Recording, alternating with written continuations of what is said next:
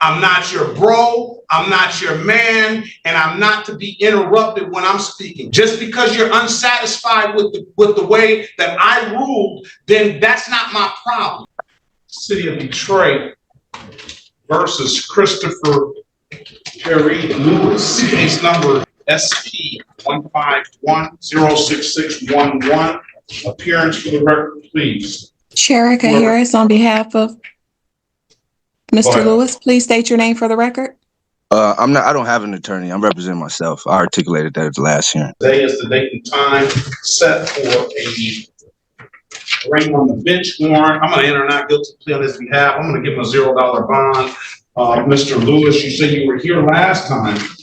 Why did you miss your date? I actually didn't miss the date. I actually sent you a motion today to show you proof that I was actually in the hearing, and I was locked out of the hearing after an hour of waiting. As well as I sent you a motion for dismissal as well. I sent it last week. Yes, I sent it last week, but I resent it today, and I sent it in a Zoom chat as well to the prosecutor, the clerk, reporter, as well as the clerk. I didn't get that motion, either of those motions. Is there any way you have availability to look at the Zoom message, right? I sent it to not only your email, but the Zoom chat as well. I need it in my email. I don't sent it twice. I can tell you my email if you want to search it, but you should have it twice in your email. I resent it. What's your email? What's your email? Chris, CHRISLEWIE, Midtown, that's MIDTOWN @gmail. Chris CHRISL, right? Yes, EWIE. I don't have it. Okay, I'm resending it at the moment. I'm gonna put my email address in the chat and I'll put my email so you'll have it, and send that to me. And buckle up, guys. Today we're going to witness Judge Perkins unleash no-nonsense authority, cutting through sovereign citizen theatrics from the jump. Christopher Lewis tries to interrupt, demands his filings be heard, and claims Zoom lockouts. Perkins sets bond at 0, calls out Lewis's procedural missteps, and lays groundwork for a heated showdown by swiftly dismissing Lewis's initial motion. This opening salvo sets an explosive tone for what's next. We will have an opportunity to read that. I'll confirm that I'll wait to confirm that you send it to me, and I'll give you a date. The next court date is going to be a pretrial date on May the 28th, 2024 at 8:30. You need to get a copy of that to the city attorney as well. I'm actually just sending it to the prosecutor as well. Dia Mason, is that her? Yes. Prosecutor? Yes, I did just send her attachment. If she could send me a confirmation that she received it. Get it to her email address. So Mrs. Mason, you put your email address in the chat as well, so Mr. Lewis can get you a copy of that. I really appreciate that. File of that motion, those motions that it has. All right. I'm going to wait on that. Once I confirm that you gave me that, I will recall the case. Sir Christopher Lewis. I have received this motion, and I read the first couple of lines of it, and that I'm not concerned necessarily about the March 18th incident. I don't know what happened on that day, but you are here now, so we'll move forward. Excuse me, sir. I heard you say that you only read the first couple lines. Is there any way we could possibly take another case until you get the chance to read the entire thing? It's only 2 pages. I'm not going to read this entire thing today. It's only like 3 paragraphs, the entire thing. The rest are just case sightings. All right, I'm gonna deny the motion. I will set the matter for. Is there any way I can get a written? Can I get a written articulation as to why you're denying the motion? I'm denying the motion because I would just appreciate a written excuse. Can I get a written articulation? I might give it to you in writing. In this segment, Lewis scrambles to prove his motion was filed, pasting it into email and the Zoom chat in rapid succession. His desperate half-bottle of glue quip underscores the frustration. Judge Perkins schemes the first few lines, labels the filing procedurally flawed, and mercilessly dismisses it on the spot. Lewis's demand for due process meets a steel wall, ratcheting the conflict higher. Now Lewis must pivot or face a looming jury trial. Are we on record? Are we on record? We're on record. Okay. Is this court bound by the U.S. Constitution and Supreme Court rulings? Yes. Okay, you were denying my motion when I said that I had Fourth Amendment violations, and you're saying that you're denying my motion without looking into it or granting me a hearing to go over my motion, or give me an articulation as to why, a written excuse as to why. I want to make sure that that's what you're saying to me. You're asking for a change of venue. I'm denying that.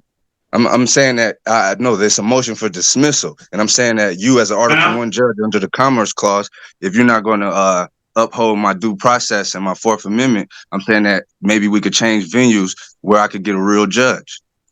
Okay, I'm denying a motion to dismiss. Okay, I'll set a trial date for you so you can be heard on that type of form. I insist that the court give me a written excuse as to why you're denying my motion, so I could take that to the tenor. Okay. Well, you can insist all you want to. Okay, I appreciate that, but I'm telling you, you're telling me today why you're not going to look into it or give me a hearing, that's so I can go over the evidence that I have to present to go with my motion. You don't want to do any of that, so I'm just asking that you can give me a written excuse that I could go take and complain against you on, because that's violating my due process. You didn't even give me the chance to say we're going to schedule a evidentiary hearing or something like that. You're going to sit up here and disregard that when I made genuine claims and put genuine evidence in there. Overwhelming. Like I said, there's no crime. This is a fraudulent charge. There's no suspect. Y'all suspect me for no crime. There's no victim, no losses. Okay? And in a minute, it's going to be malicious prosecution. So I'm asking you to dismiss this charge or change the venue. And if you refuse to do that, I'm asking you for a written excuse so I can take it to the tenor, sir. That's what I'm telling you. Perkins delivers a cold reality check as Lewis presses for a written explanation of the denial, invoking Fourth Amendment and due process claims. The judge firmly refuses, offering only the path of a jury trial to air all evidence. Lewis's insistence on articulation clashes with courtroom pragmatism, highlighting the gap between sovereign abstractions and procedural rigor. This standoff cements the power dynamic and previews the showdown to come. Because if not, I'm going to go to the tenor without it and let them know that you refuse to give me a written excuse, and you refuse to give me an evidentiary hearing, but you just straight denied it. When you just 5 minutes ago, you said you didn't even read it. Now you just denied it. That's conflict of interest. That's bias. That's all that. So let's put it all on record. If you feel just as strongly as you feel, give me a written excuse. If not, let's change venue. Because you're an Article 1 judge under the Commerce Clause. This conflict of interest, you only here to make money, man. You know what I'm saying? It ain't no crime. Wait a minute. Ain't no victim or no loss, bro. Listen, I'm not your man. Look, sir. Hey, sir, Sir. respectfully, you're an Article 1 judge under the Commerce Clause. You've been on the bench since what, 21? Couple years? You need to talk to somebody. I'm asking you to give me an evidentiary hearing to go over my motion for dismissal with the overwhelming evidence or change venue. Because if not, I'm going straight to the tenor right after this. And that's on you, sir. You had this. You did this. Oh, all right. Now I'll let you speak. Straight like that. No, that's all we need. I don't want to hear any more. All right, cool. It's cool. I appreciate it. This due process violation. This is a due process violation right now. And the way y'all tried to railroad me when I was ready to argue my trial. I told you I was here to argue my trial. Y'all locked me out. Now you're trying to start the process over. They're not prepared to present a case. I'm telling you. They're not prepared to present an injured party. So what are we doing? Listen. Please do not say any more. You've already made your record. I've given you that opportunity. If you continue on, especially interrupting me while I'm talking, because I didn't interrupt you while you were talking. I'm not your bro, I'm not your man, and I'm not to be interrupted when I'm speaking. I gave you the respect and the right to speak. Just because you're unsatisfied with the way that I ruled, then that's not my problem. You take whatever. Wait a minute, let me say it. In the next phase, Lewis doubles down on sovereign citizen rhetoric, declaring no crime, no victim, and citing obscure case law like Shar versus Cullen. His theatrical pronouncements meet judicial deadpan as Perkins methodically dismantles the foundation of each claim. The judge clarifies that a jury of peers, not legal magic, will determine guilt. This clash underscores the futility of showmanship without substance. Let me say it. You take whatever recourse that you feel that is necessary. Now, what I can do, Mr. Lewis, is I can set you a jury trial date. And at that jury trial date, you will have an opportunity to represent yourself or do whatever you want to do and put all your proofs on the record by a jury of your peers, and you can argue it that way, okay? You order the transcript. You order the transcript. It's in the transcript. You asked me to read the couple of paragraphs that you made. Most of the paragraphs was referencing the incident on March 18th, as you and I'm not even debating or disputing it. I said I'm not concerned about March 18th or any missed date. I said that the most of what you're saying is in the it's not I'm not even going to hold you to that, but in paragraph 2. Moreover, I want to emphasize that the initial charge against me in this court is fraudulent. I don't know that to be the case. That's why I'm giving you an opportunity to have a jury trial, and they can make the determination. Neither the complaining witness or the prosecution is prepared at any point of this case to present an injured party or any reported damages/losses. So it becomes abundantly clear that every proceeding taking place is strictly an attempt to seek funds where there is no crime and not seek real justice. So we are giving you real justice, because if you say that there's been no crime, then you have a right to a trial. And that's what I'm giving you. So I was assaulted, detained, and my property illegally searched and seized with no suspicion of crime at the hands of the complaining witness, Joshua Martin, and assisting officers. I do not consent to these fraudulent proceedings and demand that the court dismiss the charge immediately with the appropriate remedies. Following that, confusion over transcripts and clerk responsibilities takes center stage. Lewis continues his crusade, blaming court staff for Zoom lockouts, while Perkins calmly distinguishes between clerks and reporters. Dates are set: July 23rd pretrial on Zoom and July 24th in-person jury trial. Casting the ultimate gauntlet, Lewis must prove his case before 12 peers or watch it unravel. The procedural gauntlet is fully laid out.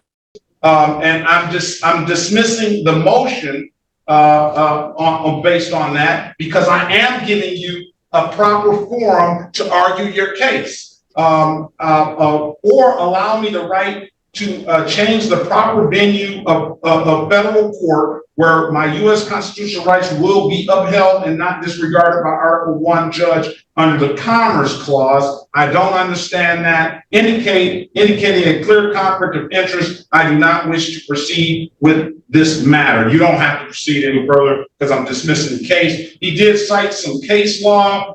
It was at Sherrar v. Cullen, 481 Federal 2nd 945. For a crime to exist, there must be an injured party, corpus delicti. There can be no sanction or penalty imposed on one because of the U.S. constitutional right. Louisville versus Motley, 211 U.S. 149, South 29 S period court CT 42. Any tribunal court finds absence of proof of jurisdiction over a person or subject matter, the case must be dismissed. The accuser bears the burden of proof beyond a reasonable doubt. All right. So I'm dismissing the motion. All right. And you can get a copy of that record on of what we just made by going through the proper channels of the court to get the court reporter to produce that record. I can't even get the court reporter to respond to my voice messages or you to respond to my emails, sir. The court reporter is not going to respond to your voice message. The court reporter is going to respond to you The coming down. 36th district told me to filing- call her today, that I was locked out of my trial date. I had a scheduled trial. The court told me to call her that day, and I called her that day, and she still hasn't responded. So I'm trying to see if the court that you work for is trying to tell me how the appropriate channels, and then y'all doing it different in y'all court. What am I to do? This stretch sees Lewis reciting more case citations, Louisville versus MLE and Commerce Clause arguments, asserting federal versus state jurisdiction. Perkins stays composed, explaining that Michigan judges derive authority from the state constitution under the 10th Amendment. Each sovereign citizen claim is met with constitutional context, deflating Lewis's legal smoke and mirrors. Substance steadies over spectacle as the trial wheels keep turning. I think you're talking about the court clerk and not the court reporter. This is a distinct. Yeah, I was told to call the clerk the day that I was locked out, the moment I was locked out. We've moved past that getting locked out. But that was my trial date. Yeah, so I'm giving you How soon can I get another trial date, sir? How soon can I get another trial date? That's what I'm asking. That's what we're trying to do now. A jury trial. A jury trial. I'm going to let the jury of his peers hear what he has to say. July 23rd, 2024 at 9 a.m. July 23rd? Yeah, 2024 at 9 a.m. We'll have a final pretrial the day before. Why would we need a final pretrial? Why would we need a final pretrial? Because I said I wanted one. But that's how you protecting your interest. You protecting your interest, and you're gonna dismiss it on that day. So you're trying to play with me. You could dismiss it today, sir. You literally, but a final pretrial 8:30. You are literally violating my due process. You can't even give me a written excuse, but you want all this whole. Mr. Lewis, I know you don't want counsel, but is it possible we could talk in a breakout? Excuse me, ma'am. I do. Excuse me, ma'am. I am in pro se. I'm in pro se. Go wherever you want to. Final pretrial of July 22nd. And final date is going to be July 23rd. All the parties must appear on the final pretrial date, and the jury, and that can be on Zoom. And the next day, the jury trial date is in person.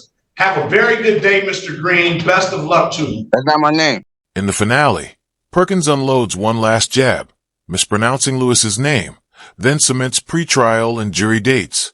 Lewis continues to rant about transcript delays and due process, but Perkins remains unmoved, again pointing to the jury trial offer. Court adjourns with Lewis facing 12 jurors. If you like this breakdown, hit like or dislike, leave a comment, subscribe with notifications on, and we'll see you in the next video.